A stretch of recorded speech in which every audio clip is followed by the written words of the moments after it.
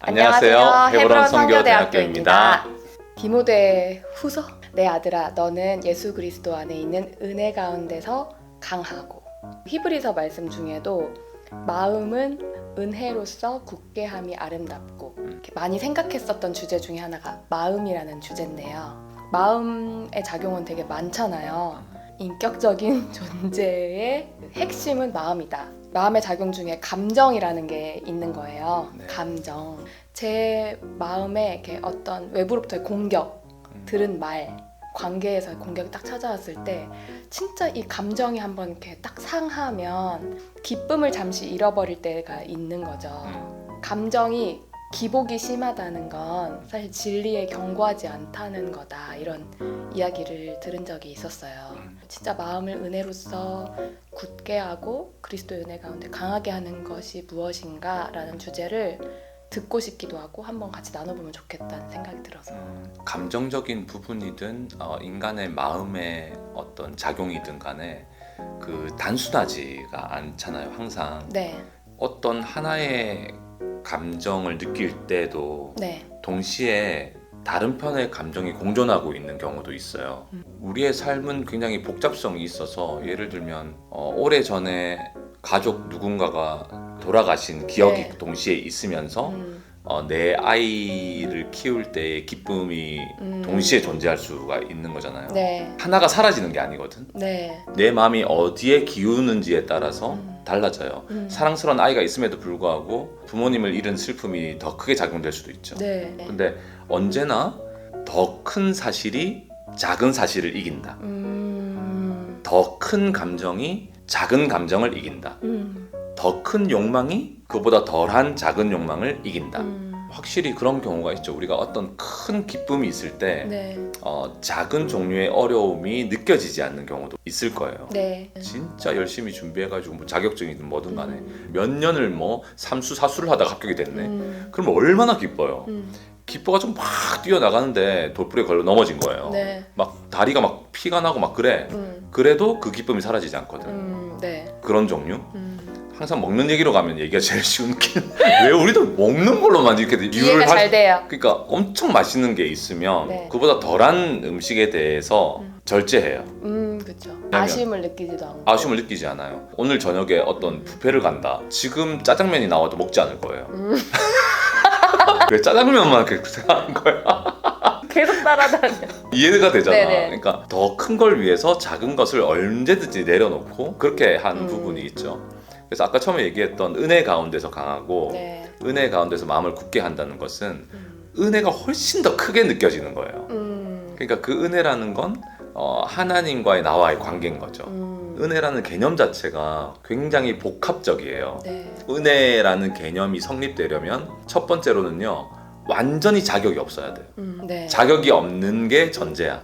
자격이 있는 사람은요, 은혜를 못 느껴요. 내 스스로 자격이 있다고 생각하는 사람은 은혜랑은 거리가 먼 사람이야. 나는 끝났구나. 나는 아무것도 없는 사람이구나. 나는 마이너스구나. 나는 도움이 안 되는구나. 바닥을 치는 사람일수록 네. 은혜가 적용될 때에 가장 최적의 조건이 되는 거죠. 두 번째 조건은 압도적인 축복이에요. 네. 그런 게 주어져서는 안 돼. 압도적인 선물, 압도적인 친절, 압도적인 호의, 일방적으로 그게 되어졌을 때 이 사람이 느끼게 되는 건 감정의 북받침 정도가 아니라 이걸 어떻게 감당해야 될지를 모르는 상황이 되는 거예요. 그런 게 은혜를 보여주는 거죠. 네. 그러면 그 대상을 향한 엄청난 감사와 그 대상이 왜 그랬는지를 알려고 하고 도대체 어떤 분인지를 알려고 하고, 그런데 알면 알수록 아무 이유가 없고 오직 이유가 내가 널 사랑해. 그렇게 되면 그 사람은 이전과 같이 살 수는 없게 되는 거죠. 네. 그 은혜가 실제가 되면은 그 아래에 있는 모든 사실을 다 이기게 돼 있어요. 못 먹어도 되고 못 입어도 되고 고난을 당해도 되고 감옥에 가둬놔도 되고 어떻게 해도 그 사람은 모든 현실을 이기게 되어 있어요. 그게 은혜 가운데서 강하고 은혜로 마음을 굳게 한다는 의미라고 저는 생각해요. 맞아요. 때로는 난 진짜 자격이 없구나 라는 사실이 압도적인 그 선물보다 이게 너무 실망스러운 게 많으니까 네. 은근한 슬픔이 서려 있는 채로 압도적인 은혜는 변함이 없는데 진짜 제가 어디에 시선을 두느냐의 문제겠구나 이런 생각이 드네요. 내 마음 가운데 어떤 것들이 더 큰 영향이 되고 있는가에 네. 대한 주제일 수 있잖아요. 네. 나는 어떤 사실을 더 크게 보고 있는가. 아이고 복음은 그렇지만 지금 이 현실이 이렇잖아요. 네. 그러면 이 현실이 더 크게 보는 거잖아요. 근데 우리의 믿음이라는 것은 항상 하나님과의 관계 그리고 하나님께서 이루어 놓으신 일들을 더 크게 보는 거죠. 네. 그게 믿음이죠. 자, 그러니까 고난 가운데서 승리할 수 있는 교회가 되는 것이고 그런 교회는 음부의 권세가 이기지 못하게 되는 거죠. 그 눈에 보이는 것들 네. 그리고 내가 느껴지는 것들을 항상 더 크게 보고 사는 것은 믿음의 삶이 아니잖아요. 네. 그건 그냥 모든 사람이 하는 거예요. 그런데 그렇게 사는 사람들도 그 삼수사수를 하다가 합격을 하면 넘어져도 괜찮다니까. 그러니까 그 원리가 있다는 것은 우리가 모두가 알고 있어요. 네. 그 버스에서 넘어진 적 있어요? 앞으로 그냥 우다다닥 나간 적만 있고 넘어진 적. 나는 자다가 커브를 했는데 그 떨어진 거야. 자다가 야간 일을 하고 막 그럴 때인데 너무 피곤해가지고 떨어진 거예요. 그런데 꽈당 넘어져가지고 완전 자빠졌는데요. 하나도 아프지 않아요. 왜요? 쪽팔리니까. 쪽팔리는 사실이 모든 걸 이기는 거야. 그런 종류가 확실히 있는 거야 우리에게는. 네. 더 큰 사실, 더 분명한 것이 작용되도록 하는 게 우리의 인생의 그 중요한 주제겠죠. 확실히. 빼앗길 수 없는 기쁨의 이유가 주어졌다는 이 사실이 저한테는 더 큰 사실이구나, 이걸 붙잡아야겠다는 생각도 들고, 저는 예전에 큰 고민이 뭐였냐면 감정의 기복이 심한 거예요. 그 여러 가지 마음의 작용으로 인해서 쉽게 은혜를 잊어버리는 일들이 일어났던 것 같거든요. 그러니까 감정을 진리로 구속한다는 것도 그럼 같은 원리겠네요. 단순하지 않은 측면이 분명히 있긴 한 것 같아요. 왜냐하면 복음을 가진 자도 부부싸움 같은 걸 하니까요. 그리고 얼굴이 흘러내리죠. 한번 하고 나면 감정적 스크래치를 엄청 겪고 야 어떻게 살지 이런 수준까지도 가는 경우가 좀 있거든요. 네. 근데 그 과정 속에서 생각해보면 복음을 몰랐던 것도 아니고 네. 내가 은혜를 받아서 선교사가 됐는데 그럼에도 불구하고 남아있는 내 안에 하나님 앞에 합당하지 않았던 어떤 성품이라든지 네. 인격의 부족함이나 그리고 자기 주관성이나 그리고 자기 중심적으로 이기적인 마음으로 상대방을 대하려고 하는 마음이나 이것들이 다 해소된 게 아니었기 때문에 네. 그런 모든 것들을 통해서 나를 좀 보게 되고 아 내가 이게 진짜 문제구나 네. 하는 것들을 깨닫게 되는 그런 방식으로 되었던 것 같아요. 어떤 어려운 일이 생겨가지고 팍 약간 이렇게 좀 휘청했어. 네. 마음의 상태에서 잘 극복하지 못하는 상태야. 여기에서 난 복음을 모르는 자인가? 여기로 가기보다는 이 싸움을 할 수 있도록 그런 기회를 주신 거죠. 네. 그러니까 그 과정들을 잘 통과해내는 것이 중요한 주제인 것 같아요. 네. 저에게는 좀 그랬던 것 같아요. 이를 악물고 성경을 펼치고 기도해야 될 때가 있어요. 안 되는 거야. 너무 복잡하고 힘들어. 이를 악물고 시간과 공간을 찾아내서 골방으로 들어가서 말씀을 펼치고 일단 무릎을 꿇는 거예요. 도와달라고. 주님 안 된다고. 다른 사람은 되는 것 같은데 나는 안 되는 것 같다고. 뭐 이런 거. 네. 마음에 있는 얘기를 그냥 해보는 거야. 그런 기도 속에서 주님이 깨닫게 해주시고 또 마음 가운데 평안을 주시고 또 말씀을 주시기도 하고 내가 방금 전에 있었던 그 일이 객관적인 상황으로 좀 보이기도 하고 네. 그러면서 주님이 새롭게 마음을 변화시키는 것들을 경험하게 된 적이 꽤 많은 것 같아요. 저는. 네. 그러니까 기도 자리에서 승부를 봐야 돼요. 네. 안 그러고 혼자 마음을 정리해보겠다 몰라 하고 자버리거나 최대한 적극적으로 이제 피하려고 하는 건 현실 도피가 잠이잖아요. 네, 맞아요. 그러니까 그런 방식으로 하는 건요 최악이에요. 아무것도 안 바뀌어요. 악몽도 꿔 그러면 깨어나는 게 힘들어. 계속 자고 싶어. 그러니까 그게 현실 도피거든요. 잠이라는 주제가 나와서 그런데 신기한 게 뭔지 아세요? 제가 어떤 어려운 강의를 맡거나 네. 이제 부담스러운 어떤 메시지를 해야 되는 자리 있잖아요. 네. 그 직전이 되면 신기한 현상이 뭔지 아세요? 졸려요? 다른 사람은 잘 모르겠는데 나는 어떤 현상이 있냐면 졸려. 지금 올라가야 돼 좀 이따가. 근데 왜 졸리냐는 거야 지금 이 타이밍에. 내가 생각해봤거든요. 나의 무의식이 이 자아가 있잖아. 현실을 피하려고 하는 거야. 그런 걸 느껴요. 너무 찔려요. 이게 어떻게 설명해야 될지 모르겠는데 두뇌를 넘어선 어떤 이성의 영역을 넘어선 것 같아. 약간 현실을 피하려고 하는 무서운. 그러니까 요나가 어떻게 했어요? 가판 아래로 가서 니네로 가라고 하니까 다시스로 가는 배 타가지고 그 밑으로 들어가지고 그 양심의 모든 그걸 그 소리를 차단해 버리고 잠들어 버린 거야. 현실을 약간 도피하고 싶은 마음, 그리고 맞닥뜨리고 싶지 않은 마음, 네. 이런 것들이 있는 거죠. 근데 그 피하는 것들을 잠으로 피하는 게 아니라 네. 하나님께로 나아가야 된다고요. 내가 안 된다고 고백하고 그게 이제 시편이죠.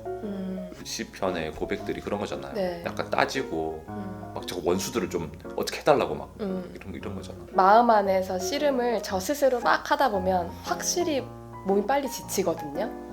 너무 피곤하고 다른 때보다 유난히 피곤한 날은 그러니까 진짜 주님을 의지하기보다는 제 마음 안에서 막 씩씩거리고 막 이런 작용을 엄청 하면 더 피곤하고 그러다 보면은 네. 합리화해주는 말씀까지 찾는다. 아, 주님이 사랑하는 자에게 잠을 주신다. 그런 말씀 취하면서 날 사랑하시나 보다 이러면서 이제 잠에 대한 합리화로 그렇게 또 하는 경우가 있죠.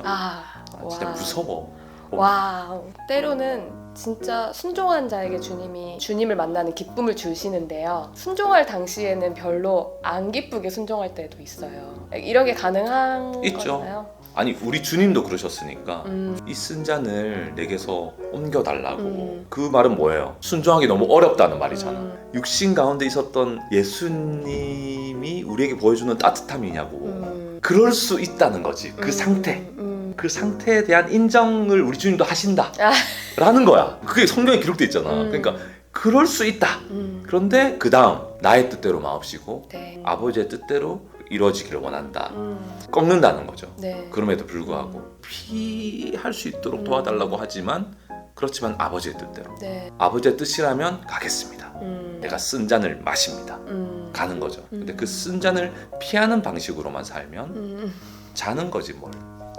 그런 정리가 돼요. 예수님도 그렇고 시편의 기자도 그렇고 진리를 결론으로 삼기까지의 자신의 모든 엎치락뒤치락하는 상황과 어려운 감정과 이런 과정들을 하나님께 여과 없이 나누기도 하는데 결론은 진짜 진리 앞에 자신을 꺾어내느냐의 씨름들인 거잖아요. 근데 제 안에 진짜 무수한 모양이라든지 막 기복 없이 순종할 때는 기쁘게 그러니까 과정을 되게 잘 해내는 모양? 주님이 말씀하셔서 단숨에 딱 이렇게 회복될 그때에도 염치 없다. 약간 이런 생각들이 저를 이렇게 공격하는 거죠. 그 모든 것보다 중요한 건 사실 진리 앞에 저 자신의 모든 생각과 감정과 원함을 꺾어내느냐의 문제인 건 거잖아요. 저도 지금 이 대화를 통해서 생각해 보니까 많은 과정 속에서 어떤 효과를 기대했던 제 모습을 또 인정하게 되긴 해요.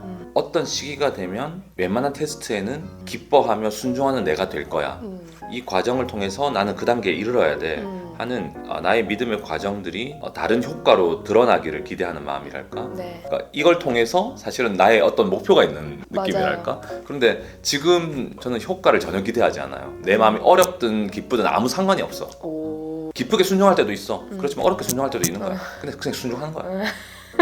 기쁘게 순종하면 더 좋은 순종인가? 어렵게 순종하면 더 나쁜 순종인가? 저는 그렇게 생각하지 않아요.